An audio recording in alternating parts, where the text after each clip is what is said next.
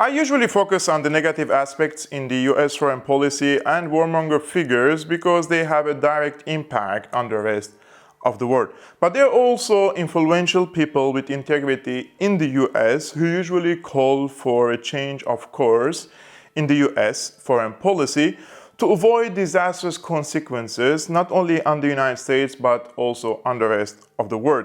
One of these people is Dr. Jeffrey Sachs, who is a university professor and director of the Center for Sustainable Development at Columbia University. Jeffrey Sachs recently wrote an article titled "Ukraine is the latest Neocon disaster." But before we address the article itself, let's watch what Jeffrey Sachs said about Syria in 2018. And we know they sent in the CIA to overthrow Assad. The CIA and Saudi Arabia together in covert operations tried to overthrow Assad. It was a disaster. Eventually it brought in both ISIS as a splinter group to the jihadists that went in. It also brought in Russia. So we have been digging deeper and deeper and deeper. What we should do now is get out and not continue to throw missiles, not have a confrontation with Russia. 7 years has been a disaster under Obama, continuing under Trump. This is what I would call the permanent state. This is the CIA, this is Pentagon, wanting to keep Iran and Russia out of Syria, but no way to do that. And so we have made a proxy war in Syria. It's killed 500,000 people, displaced 10 million, and I'll say predictably so, because I predicted it 7 years ago that there was no way to do this and that it would make a complete chaos. So what I would plead to President Trump is get out, like his instinct told him, by the way. That was his instinct, but then all the establishment, the New York Times, the Washington Post, the Pentagon, everybody said, no, that's irresponsible. But his instinct is right, get out. We've done enough damage, 7 years.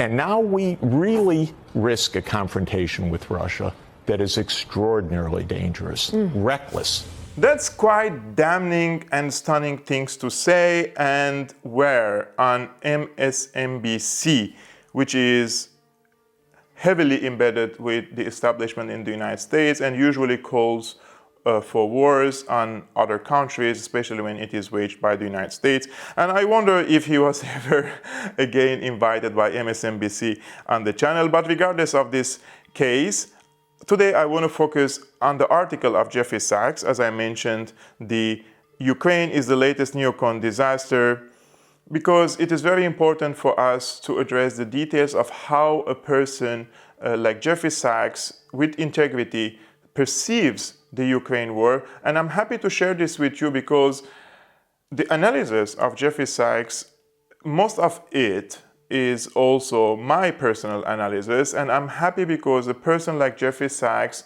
agrees with me and the analysis that I posted on Syriana Analysis, and this gives me also a credibility and also self-confidence to post more analysis, because I'm happy to see a person like Jeffrey Sachs agreeing with me on Ukraine and on Syria. So let's start the article. The war in Ukraine is the culmination of a 30-year project of the American neoconservative movement. The Biden administration is packed with the same neocons who championed the US wars of choice in Serbia 1999, Afghanistan 2001, Iraq 2003, Syria 2011, Libya 2011, and who did so much to provoke Russia's invasion of Ukraine. Now check the wording. He chooses the word wars of choice, meaning the United States went voluntarily and wasn't forced to go to these wars, especially in Serbia, Iraq, Syria, and Libya. Maybe Afghanistan is a different case, especially after the 9/11 events, and the entire world was ready to accept the so-called war on terror, and also Russia was supportive of this war. So it depends on how you see the so-called war on terror and how you also analyze and perceive the 9/11 events. Accordingly, you can say, or you can choose whether or not the war on Afghanistan was a war of choice or not. But for me, even if it was, the United States was forced to go to Afghanistan in 2001, but the continuation of the war for 20 years was a war of choice for sure. So the Neocon track record is one of the unmitigated disaster, yet Biden has staffed his team with neocons. As a result, Biden is steering Ukraine, the US, and the European Union towards yet another geopolitical debacle. If Europe has any insight, it will separate itself from this US foreign policy debacles. This is very important, in my opinion, sentence to say that if Europe has any insight, it will separate itself from this US foreign policy debacles.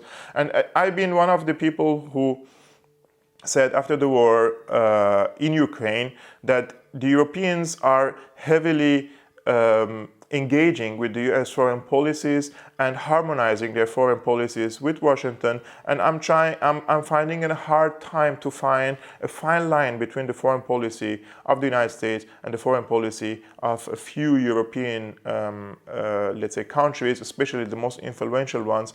And here rises the question, is the European Union an independent entity? Can the European Union play an independent role? Shouldn't the EU, for example, because they are neighbors with Russia, pursue, let's say, a middle path and try to mediate in order to end the war in Ukraine and to end the disaster for the killing of the people and also its disastrous consequences on the economies in Europe, on the energy sector, and a lot of people are suffering nowadays from inflation and the lack of energy sources. So in my opinion, yes, Germany, France, and other influential European countries should play a mediation role and try to stop this war in Ukraine before it goes out of hands.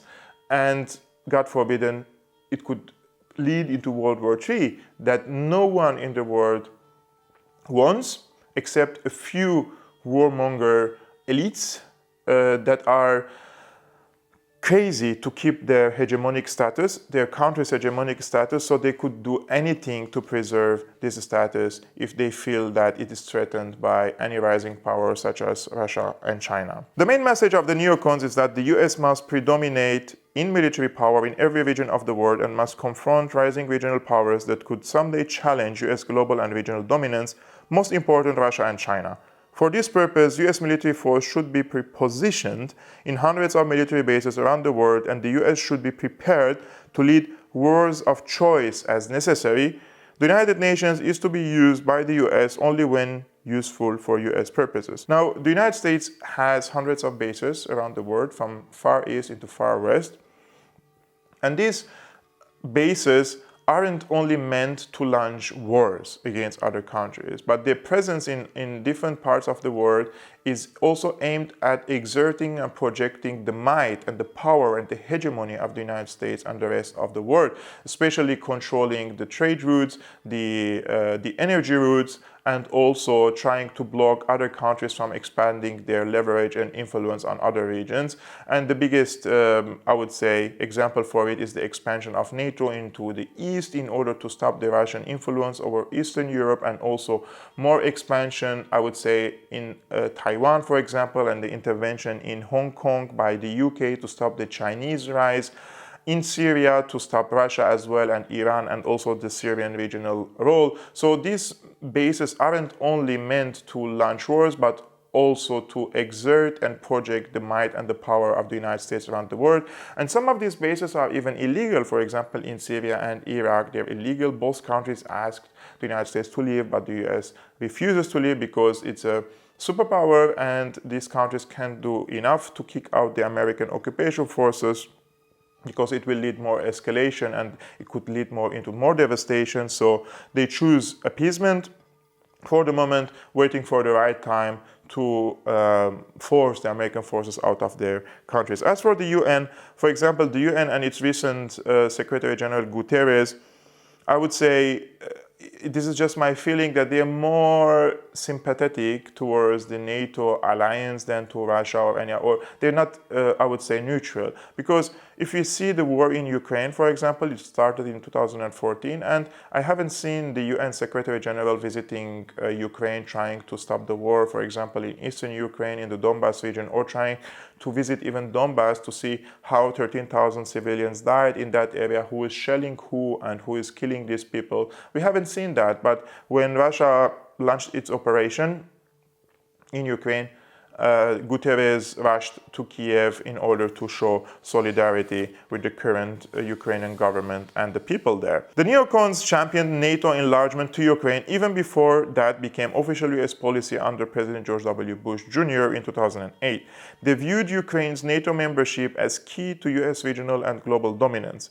Robert Kagan, remember this name, Robert Kagan, who is an American neoconservative scholar and leading advocate of liberal interventionism, spelled out the neocon case for NATO enlargement in April 2006. And later we will know who is Robert Kagan and whose husband is he. But in 2006 he posted an article that says, "The Russians and Chinese see nothing natural in the color revolutions of the former Soviet Union, only Western-backed coups designed to advance Western influence in strategically vital parts of the world. Are they so wrong?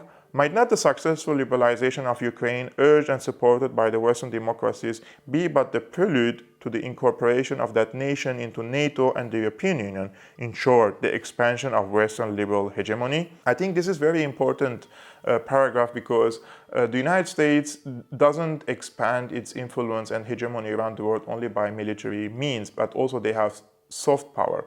And the soft power, I would say, through spreading the neoliberal sentiments and values in countries that they want to bring it to the side of the United States. So they start a mission of an indoctrination that could take a few decades or a few years that happened, for example, in Georgia and Ukraine. They didn't have to expand them militarily or force these countries to join the NATO, but they spreaded the neoliberal values that made the people naturally feel more allied or sympathetic towards NATO and the alliance of NATO and the United States rather than Russia or CSTO or other alliances in the region. So these color revolutions that are funded, supported by billions of dollars per year through non-governmental organizations funded by the US State Department, the CIA, MI6 and other agencies, their mission is to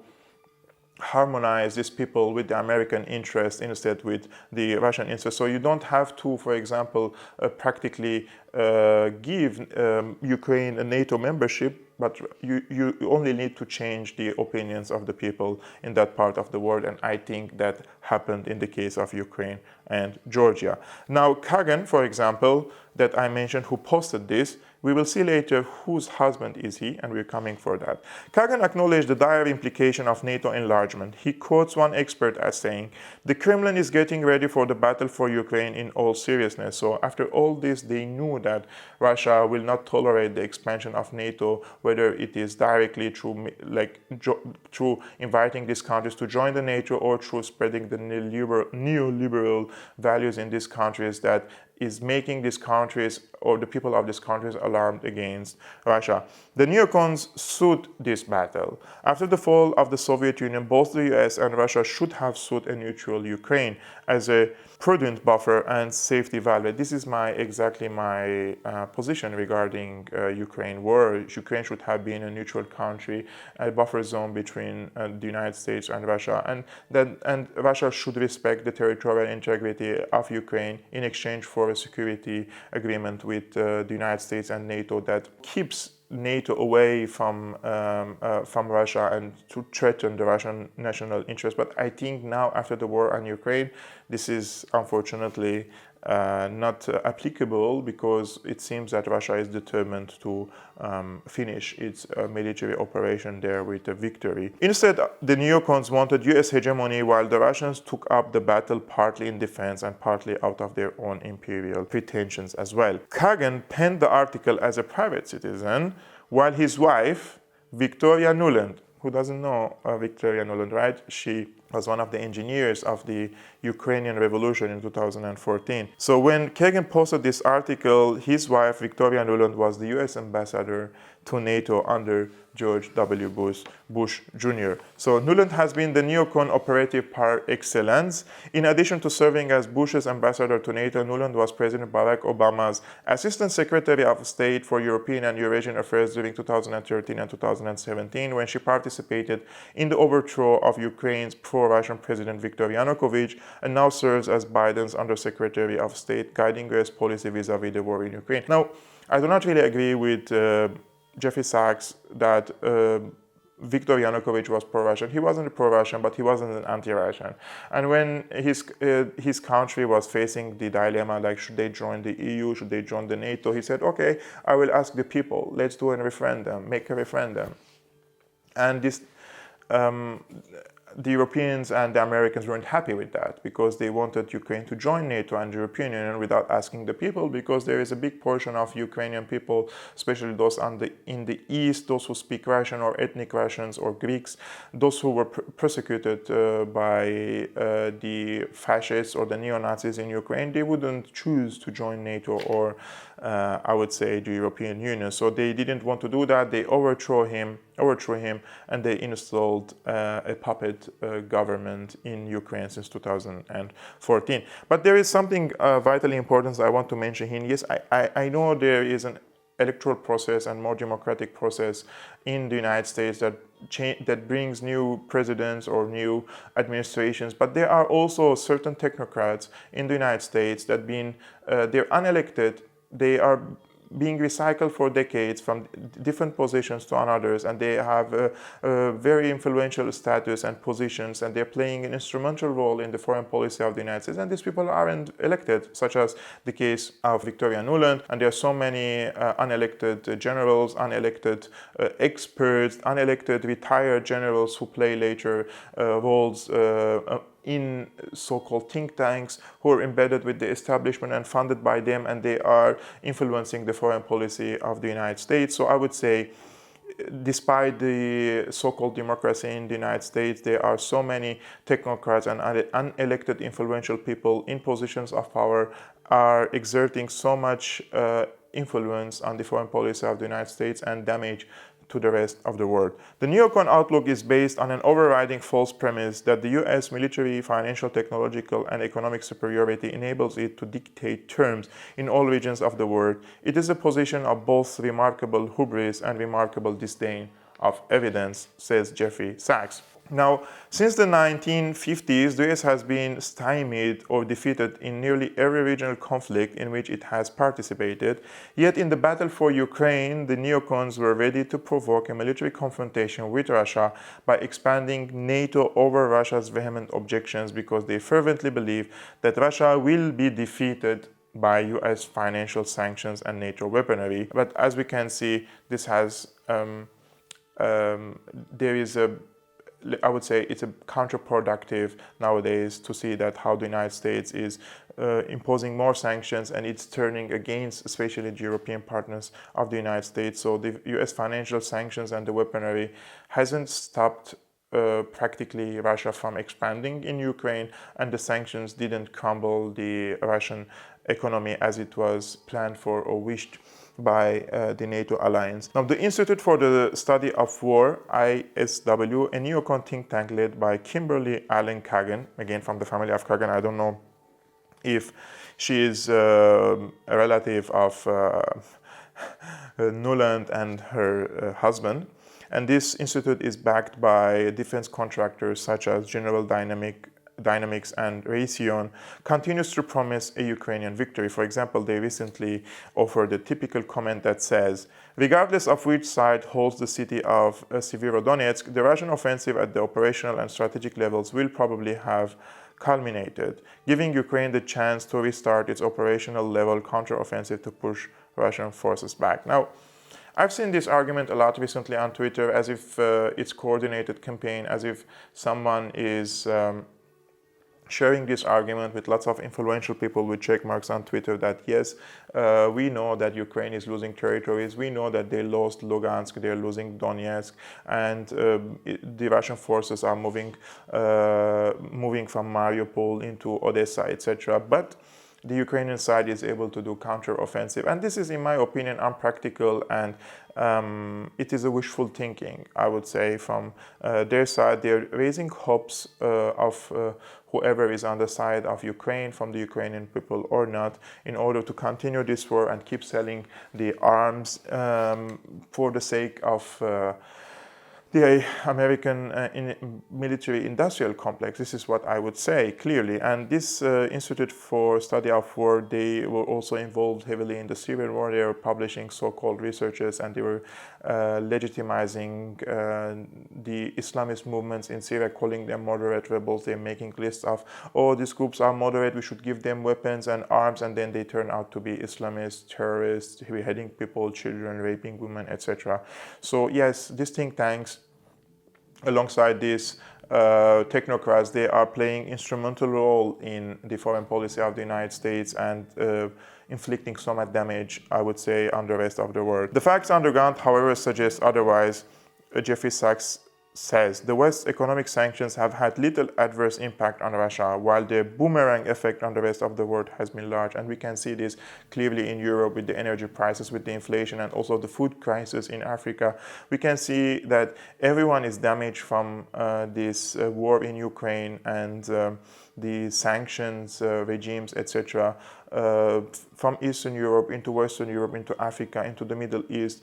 And it didn't harm the Russian economy or the Chinese economy as it was meant to. So all these claims that the Ukrainians will launch a counteroffensive and they will capture back these areas, it needs financial means, it needs military means in order to do that. And we will see now what Jeffrey Sachs says, for example. Moreover, the U.S. capacity to resupply Ukraine with ammunition and weaponry is seriously hamstrung by America's limited production capacity and broken supply chains. So it's very important that even if the Americans are able to produce more ammunition and more weaponry, there are two problems. The supply chains aren't, there is no really aerial bridge that can send on a daily basis weaponry and ammunition to Ukraine. And secondly, it's very important to know that the Ukrainian army is a Soviet-style army. So when you want to send a new type of weaponry, which is Western weapons, you have to train the army, you have to adapt the military of Ukraine with the new weaponry, and the ammunition you're sending doesn't work with the Soviet weapons, for example. So it's really complicated, and it needs years for the Ukrainian army to readapt into the Western style, and they don't have time for that. And the second thing is, for example, Russia's GDP was roughly 10 times that of Ukraine before the war, and Ukraine has now lost much of its industrial capacity in the war. So this is also another factor to be taken into consideration, that the Ukrainian economy is now ruined. How can they finance their war against Russia when the ruble is scoring the strongest or the highest value ever since, I don't know, decades? So ruble is doing very well in this regard. The most likely outcome of the current fighting is that Russia will conquer a large swath of Ukraine, perhaps leaving Ukraine landlocked or nearly so. Frustration will rise in Europe and the US with the military losses and the stagflationary consequences of war and sanctions. This is exactly what I said. The strategy of the Russian forces in Ukraine, it seems to move from Lugansk, Donetsk, Mariupol to Odessa, to turn Ukraine into a landlocked country and inland in order to deprive Ukraine of its geopolitical importance. And later, whether the rest of Ukraine joins NATO or not, that would be, of course, it's a dangerous question for Russia, but it will deprive Ukraine in any case from its geopolitical importance, and Russia will be able to access the Black Sea, the Azov Sea, and the Mediterranean, and will block Ukraine and NATO from doing that. So this would be a win, and this is what I predicted in many of my videos on Syriana Analysis. The knock-on effect could be devastating if a right-wing demagogue in the US rises to power, or in the case of Trump, returns to power, promising to restore America's faded military glory through dangerous escalation. Now, Jeffrey Sachs concluded his article with his solution, which is, instead of risking this disaster, the real solution is to end the neocon fantasies of the past 30 years and for Ukraine and Russia to return to the negotiating table, with NATO committing to end its commitment to the eastward enlargement to Ukraine and Georgia in return for a viable peace that respects and protects Ukraine's sovereignty and territorial integrity. This is exactly my opinion. But I think it's too late now to impose or promote this solution, because it seems that the Russians are determined to turn the Ukrainian to inland. They give chance, according to the Russian side, they believe that they have given a chance from 2014 to 2022 for a political solution through different agreements, Minsk 1 and Minsk 2, which weren't implemented by the Ukrainian side, and now they think the time has passed, and they resorted into a military solution, which is the worst, I would say, solution. And the Russians believe that they were forced to do it. So I don't think there will be a negotiation anytime soon with the Ukrainian side to give them back the territories that they have occupied after losing so much soldiers and sacrifices there. This is just my opinion. I could be wrong. But my end-up statement would be, people like Jeffrey Sachs in the United States should gain more, I would say, platforms. They should be given more platforms. They should be heard more by the people and by the officials, the policymakers there. He, in 2016 and before that 2013, he warned, he gave a warning on Syria. They didn't listen to him, and it ended up the way he said. And now in Ukraine, he's also sending warnings to the American policymakers, and unfortunately, nobody wants to listen to him because there are so much I would say investment by the political and military elites in the US in this war in Ukraine for financial reasons and for geopolitical reasons, and with complete disregard, I would say, for the well-being of the Ukrainian people, and they don't care how many Ukrainians would die as long as they keep their hegemonic status. And this is a war, a proxy war, I would say, between Russia and NATO that will give birth to a new world order, a new international system that will be more balanced in the balance of power between Russia, China, and the United States and the rest of the Western world. So I think both sides are willing to go to the end, and I really hope that World War III won't be a World War III. Nobody wants to that. Tens of millions would perish, and I hope people follow their senses at the end of the day, and especially those who are calling for more arming and more sending weaponry here and there. They're sitting just behind their desks and they don't know anything about wars, and they're not influenced by that, or the impact is very minimal because they have made so much fortune by promoting war and destruction in other parts of the world. They have filled their pockets. They can even go to Mars if there is World War III here, and that's the truth, unfortunately. So what do you think? Do you agree with Jeffrey Sachs? Do you think his analysis were solid? Do you think he missed something? He should have said more. He should have said something different that he didn't. He missed something. Let me know in the comments below, and if you are new, please consider subscribing, and if you like my videos, please hit the like button. It really helps me with the algorithm of YouTube, and if you want to support my independent political commentary work, please become a patron, link in the description below, and see you next time.